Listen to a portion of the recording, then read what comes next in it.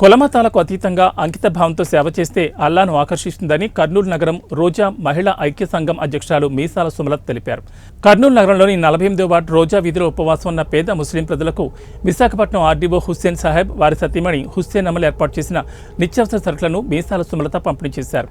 ఈ సందర్భంగా రోజా మహిళా ఐక్య సంఘం అధ్యక్షురాలు మీసాల సుమలత మాట్లాడుతూ పవిత్ర మాసం రంజాన్ నెలలో రోజు 5 పూటలు నమాజ్ చేయడం వల్ల కష్టాలు తొలగిపోతాయని, అత్యంత భక్తి శ్రద్ధలతో రంజాన్ ఉపవాసాలను పాటిస్తారని చెప్పారు. ఉపవాసం ఉన్న రోజుల్లో మనుషుల్లో ఓర్పును కోరుకుంటుందని, చెడు విషయాలను, చెడు మాటలను తమ దరికి చేరకుండా మనసును అదుపులో ఉంచుకునే భావనను, మనో నిగ్రహణను అలవర్చుకోవడం జరుగుతుందని అన్నారు. కుటుంబ సభ్యులు అందరూ కలిసి మా కర్నూలు నగరంలో ఒకప్పుడు నివసిస్తున్న, ఉద్యోగం చేస్తూ రోజా వీధి ప్రజలని ఇప్పటికీ మరవకుండగా మన కఠోర ఉపవాస దీక్ష ఎప్పుడైతే రంజాన్ నెల మాసం ప్రారంభమైందో అప్పటి నుంచి మా రోజా వీధి ప్రజలకి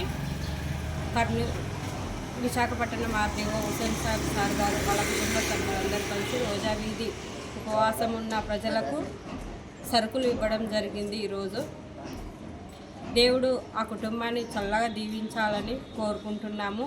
ఎందుకంటే సార్ గారు ఒకప్పుడు కర్నూలులో పనిచేసిన, ఇప్పుడు విశాఖపట్నంలో పనిచేసిన అయినప్పటికీ కూడా రోజా వీధి ప్రజలను మరవకుండా వాళ్ళు సహాయం చేస్తూనే ఉన్నారు.